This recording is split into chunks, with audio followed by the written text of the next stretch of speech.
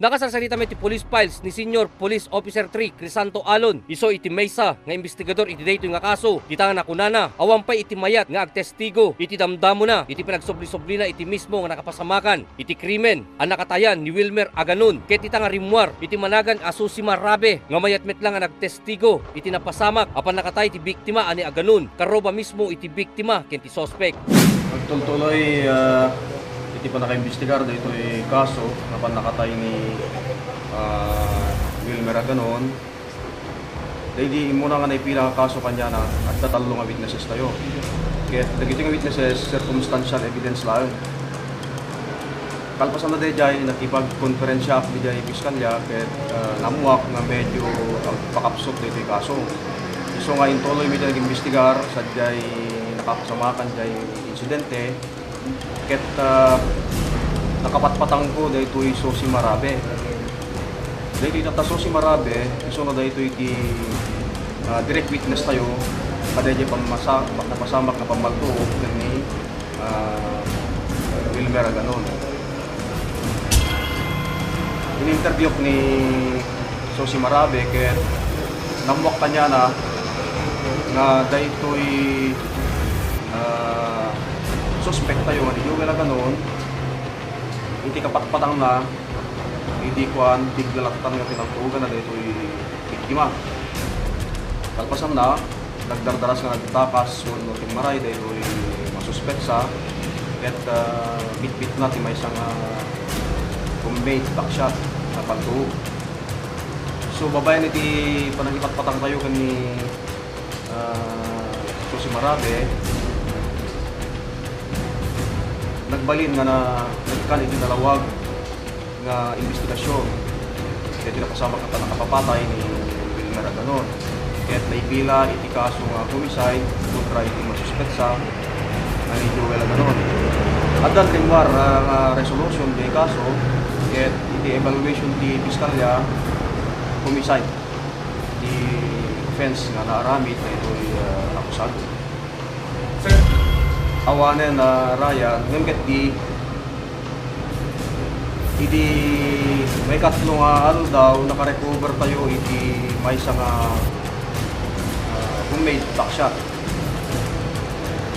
Ijay balay ni Harvey Aganon, kapsak na ito'y natay. Kaya iti agdama sumapsapol kami iti witness na pwede nga makaibagang nga dahil nga paltuo iti ginamit ni Joel hindi paltuogan na dahil biktima nga ni Wilmer. So padag ito nga momento haan pa nga na-establish nga dahil nga paltuogan na recover at iso iti nagamit iti pan nakapapatay ni Wilmer Aganon. Kaputi kinakurang pailaan iti witness tayo nga mangitutudok nga talaga nga dahil nga paltuog iti iso tinausan. Siguro ito no addan to iti full-blown trial dito yung kaso. Important to ti mang tingiting no talaga nga homicide o no murder dito yung aramid ni Joel Aganon. So kalaksidan din ni Sosima Rabe nga nag-witness adda pay mat ti naitulong kanya tayo iti investigasyon tayo dito ay apong adda iti media ni Apo Peter Rebunal, dijay DWRS Command Radio, ken Ryan Pardo, dito ay Ford Media. So, babayan kanyada, in-interview na dito ay suspect, hindi natiliw ket iti resulta na dito, imami, dito ay suspect na iso, hindi pimbalto, kada ito ay biktima. So, naidokumento dagiti nga sarita dahito mga video practitioners tayo ket na-submit as ebidensya tapno mapapigsa dito yung kaso kontra kada dito ang usado. So, sir, when Ryan tayo di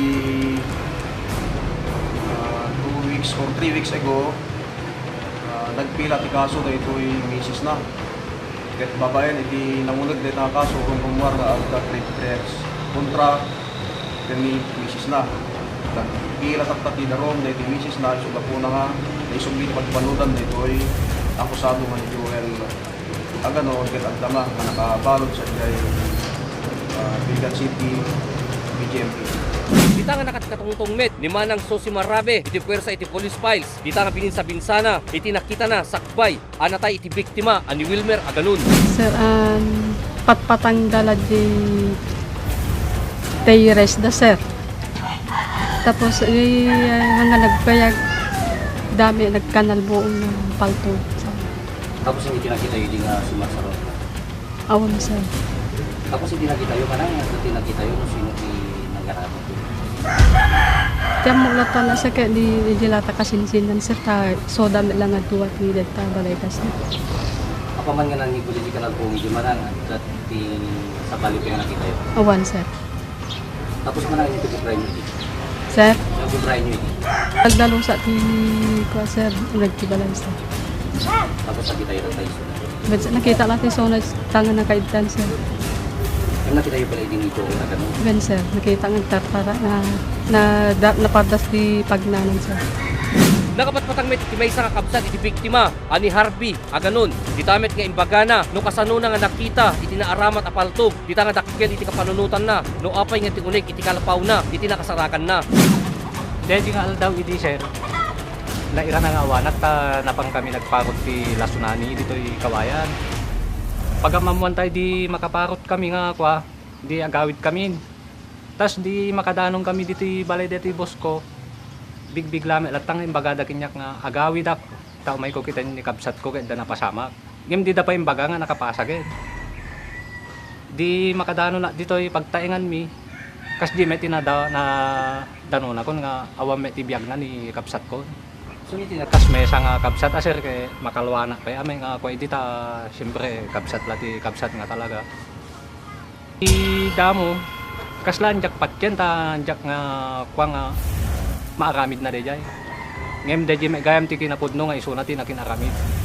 Kilamok ang kwa deta sir kay dejay kalkalabes nga inlako dati kabsat ko nga kalding na. Awan met ti sabali nga kasla anda nga nagkinawatan hindi di meleng ti amok. yung may Unay sir ta ko. Anda nga kasungwan. Idi nas asikaso mi di banggay nan sir. Di kad ag problema kami ti barot para extension di kiti silaw. Takapilitan mi nga siyak ti makakuha di ta si siyak awang pa may kakabsat ko dahil nga gundaway. Gapon ta kurang ron di kiti barot ta pa may langan na kumpleto ti intent ti punerarya nga di kiti gamit. Kaya't may nga makasilaw nga sigod. Kuday di napana nagkita ti extension di balay ko ma. Di ingatok aja kurtina. Di meten nga da nakita nga kasdyan.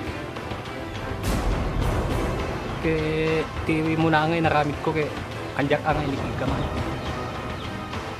Sa inreport kay ni Apo Kapitan, indalam mi ti nasaya at nga wagas. Iso nga nai-surrender nga sigud man lang ti kapulisan. Out tayo ma-anjak nga nakapag saludsod ken ni Sir Alon. Ni maamuan tulat tang una naman. Teka talaga sir awan tilak na di jay kalapaw mi. Ta pag di kami may lang lumapang kami parparo. So nga ang may kandado di jay ken awan me ti namnamay kami nga mapukaw di jay. So nga awan kandado na. so kadagiti nga gun Kaya nga sir kay aglalo dududwa kami nagkabsat dito. Siyempre no galak na dito dumteng me nga iliwikin niya na agpapampay tawan ni Sonan. Tila dawat ko kumasir kay magunod ni Meleng ti justisya. Dili lang kumasir. Justisya lain ti kayat mi may nga magunod kinyami nga kakabsat na embody ni Wilmer. Aging ganit ang gundaway agdamapay lang kat adalin korte iti kaso nga naisampa kontra iti suspect ani Joel Aganon dam na maayng ngarod ti pamilya ana panawan ni Wilmer nga maalad ang tomet laeng itinananay nga hustisya iti kabiitan na panawen. Agsubli pa iti police files para iti may katlo ken maudi a paset. Dita nga intayo makapatpatang ni Police Chief Inspector Ernesto Navarro Jr. Anya nga ta dagiti maibalikas na maipapan iti dayto nga kaso. Intay pa'y makatungtong iti maysa nga kaming iti pamilya ana panawan ni Aganon. Dita nga intayo maamuan. No anya iti marikrik nana iti papanaw iti maysa nga kaming iti pamilyada.